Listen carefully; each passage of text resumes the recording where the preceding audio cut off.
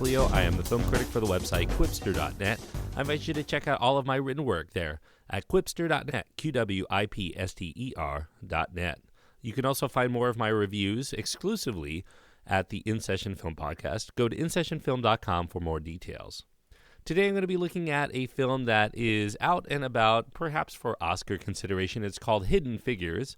It's a drama primarily, although I do think that it has enough comedic elements to also qualify as a comedy as well. It's PG rated because of thematic elements and some language, and it runs 2 hours and 7 minutes. The cast includes Taraji P. Henson, probably the star of the film. Octavia Spencer, Janelle Monae are also among the stars. Kevin Costner, Kirsten Dunst, Jim Parsons, Mahershala Ali, and Glenn Powell fill out some of the supporting cast. The director is Theodore Melfi, and the screenplay is by Melfi as well as Alison Schroeder, and it's based on a nonfiction book by Margot Lee Shetterly. Hidden Figures is a film that seeks to showcase a little-known story about 3 adept African-American women who are all computers, meaning people who compute. They worked for NASA's space program in the 1960s, although many of the events that you find within this film also transpired in the 1940s and 50s in real life, but they're condensed here for narrative purposes. Now, this was an age before computers did all of the calculations, so these women were part of a team that were responsible for double-checking the figures that were put out by engineers working at the Langley Research Center in Hampton, Virginia. Now, during this period, the gals helped with working to speed up the role of the United States in the space race against the Soviet Union. They worked on the Mercury program, among other things. Taraji P. Henson is the star, and she plays this widowed mother of 3, Katherine Johnson. Katherine gets a juicy promotion to work for the Space Task Group, which is under the firm but very even-handed direction of a man named Al Harrison, a composite character that didn't really exist in real life but represented all of the heads of the Space Task Group, played by Kevin Costner in this film. Harrison slowly but surely begins to see that Katherine's immense talent exists there for mathematics above and beyond many of her colleagues, but those colleagues can't really see her beyond her gender and her race as an equal. She even has to use her own colored coffee pot as well as a bathroom in another building half a mile away, also reserved for colored people, because Virginia state law was still favoring segregation. Now, Octavia Spencer, in a little bit of a lesser role, but not that much, plays Dorothy Vaughan. Dorothy Vaughan manages the outfit where the colored computers are housed, though her supervisor isn't going to bat for her to give her a promotion for that extra work that she's already doing, and she has to also fight because she might become obsolete with this advent of mainframe computers that does the work better and faster than her staff can.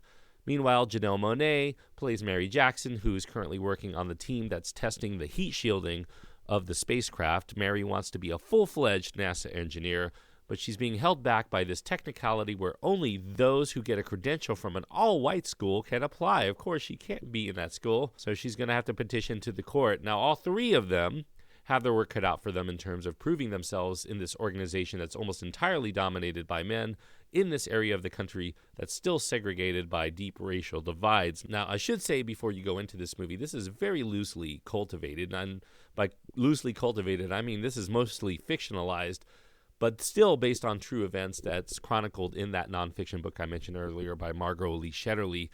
Theodore Melfi, the director and co-writer, has a very serial-comic look at the struggles of these particular African-American women in the workplace. It showcases how America is stronger, ultimately, when all people have an equal chance to be at the table to help the country to be the best that it can be.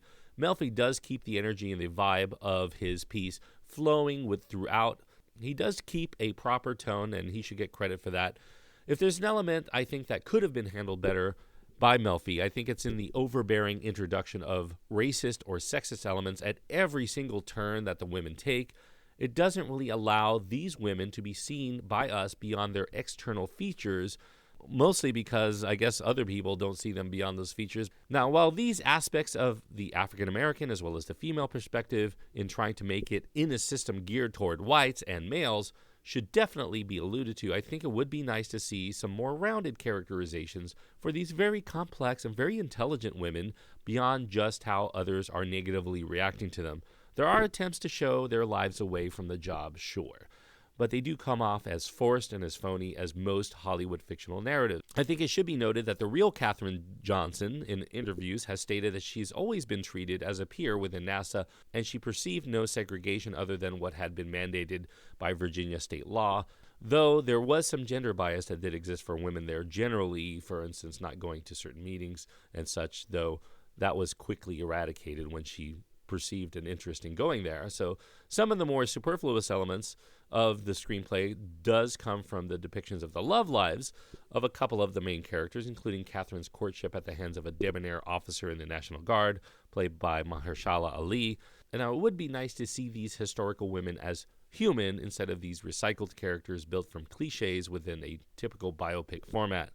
All three leads are likable in their respective roles, though perhaps Taraji P. Henson does offer a little bit too much ham in trying to be comical and making her character nerdy. She pushes up her glasses to always punctuate obvious laugh lines. Now, also performing well in a role that seems catered to someone of his talents is Kevin Costner. He's played this kind of role several times before, but he does it really well, and I think that he does contribute well to this movie. Most of the rest of the solid cast is also fine, portraying some composite or fictional characters meant to be representatives of the unconsciously dismissive and perhaps compulsory form of racism that makes the so-called glass ceiling in the engineering field a persistent reality for women and people of color. The retro-styled music is another asset. I love the soundtrack. Pharrell Williams, who's a producer on the film, provides a selection of terrific soul and R&B music, including some new, very snappy original songs like Runnin' and I See a Victory, which I really enjoyed. The storyline itself may seem superficial most of the time, but the soundtrack is a wealth of rich and catchy material that makes Hidden Figures soundtrack one of the best of the year. Now, this being a PG-rated film, it does present some important themes that younger viewers should be able to process regarding America's shameful history with holding back people due to their race or their gender, as well as how people of any color or sex are just as capable and necessary in learning how to be anything their minds and hearts impel them to follow. It also shows that perseverance in the face of persistent bigoted resistance is important if someone wants to get ahead in society stacked against them. We are a better country and a better humanity with all of us working together. It's hard not to root for any film that informs our potential future leaders of industry about that, not to mention the importance of learning math and science.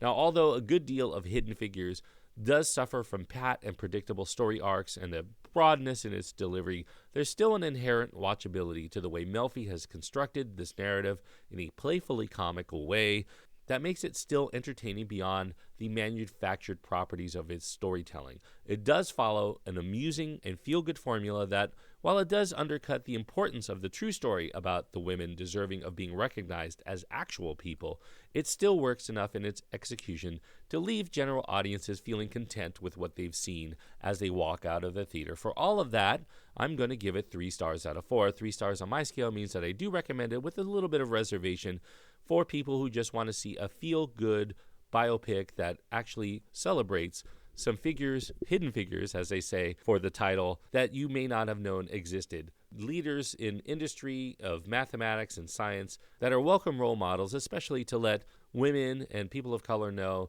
that they too are just as capable of becoming scientists or mathematicians or engineers as anybody else. And I think that that is an important lesson to learn.